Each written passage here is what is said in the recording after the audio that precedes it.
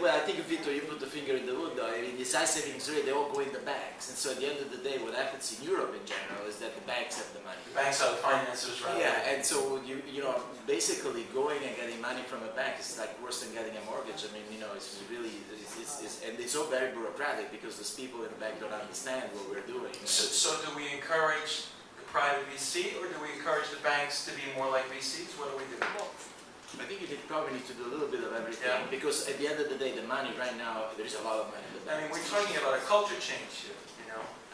Can we do that? Can it be done? I think the as you said before, Italy is a country of entrepreneurs.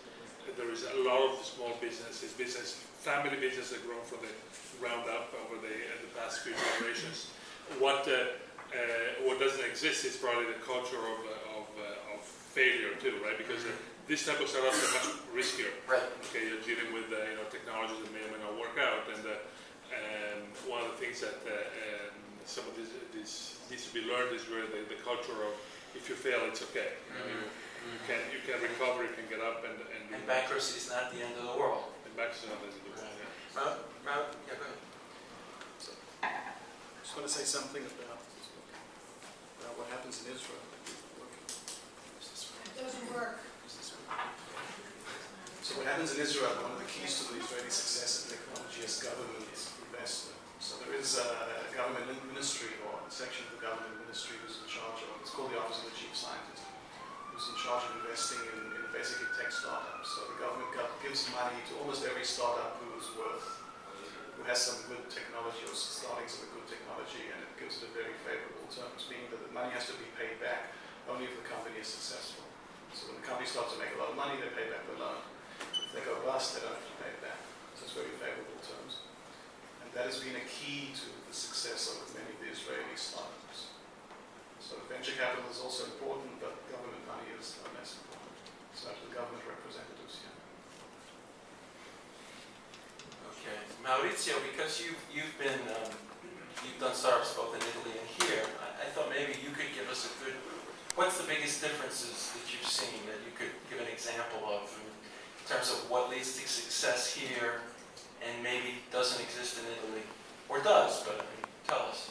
Yeah, I think the first point is that, you know, as Alessandro and Maria pointed out, in Italy it's more of an angel, situation. I mean, in the case of the company that I was with, it was an entrepreneur that had money and really had a vision of having these panels with pumps in India everywhere, and he went after this vision and put his money where his mouth was, basically, and reinvested some of the money that he was making as an angel.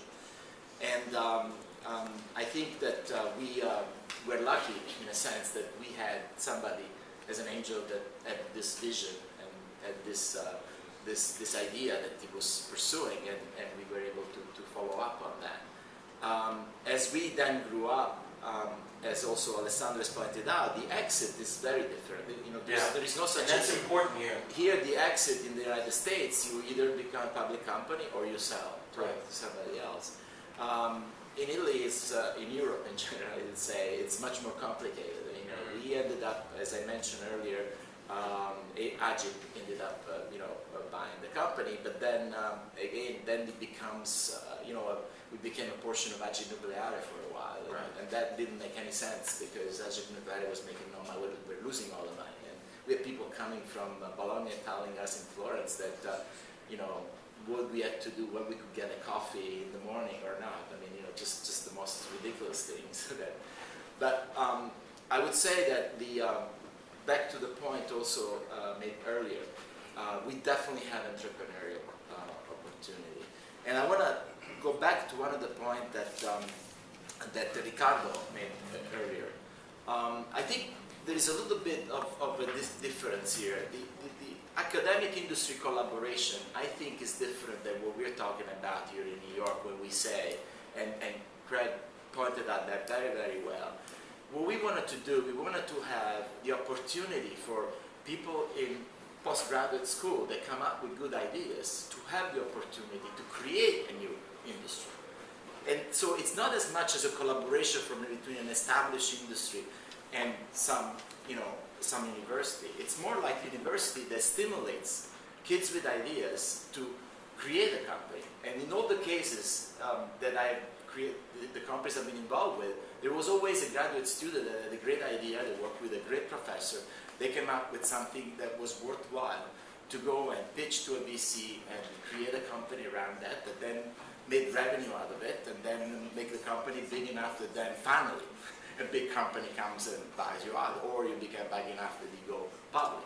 That's very different than talking in general about industry-university collaboration. What we're talking about is what exactly we're trying to do with the Technical Cornell Innovation Institute, is to say, where are the great ideas and the great students and the great projects that really deserve to make this extra step, and how can, for example, Craig and I help these ideas to go and pitch it to Alessandro that has the funding, and convince Alessandro that those are great ideas to invest in, so that then these great kids that have great ideas, you'll see their thing become a reality, and we can help them also with the infrastructure, making sure that then they can, they have the legal expertise help, if it's in the medical space, we're dealing right now that in the medical space you need to do the FDA approvals, all these approvals and all these things, and everything that needs to be built, find the right space, and all of that.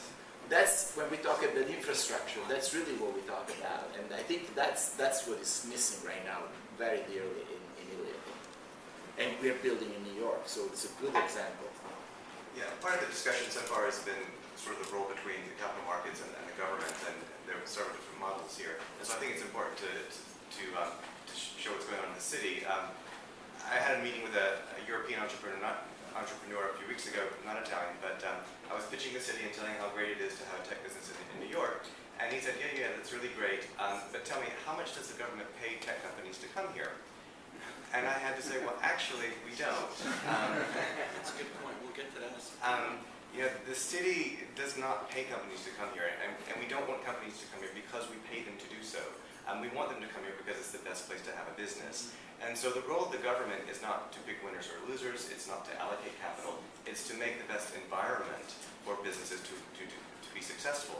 And just to give you a couple of examples, the network of incubators that are here in the city saw a need for this kind of facility. Some seed money was put into a few institutions, but now the network of incubators is basically run by universities and by private companies, and the private sector is taken over, and that's great. That's what the city wants to happen. The city wants the private sector to take over. The city has put some money into an investment fund in cooperation with Berkshire Capital, but the city just put the money in. It doesn't make the investment decisions, and again, that's the way it should be. The city can set priorities, it can decide what's important, but it shouldn't be making those sort of business decisions. I wanted to talk about that for a second and talk about what Craig said about Israel, the chief science officer, you said. I work for Barron's, and at Barron's we believe in free markets and free minds. So when I hear someone who wants to get the government involved in deciding how capital gets allocated, historically, it's a big mistake. I mean, it may be working in Israel, but I can tell you that in general, it's not a good idea. And frankly, I don't think it's a good idea to get the Italian government involved in deciding. Yes, Maria. Yeah, I mean, It's not a good idea. yes, historically in Italy it has happened, because in Italy more than half of the economy depends on the state or the local administration.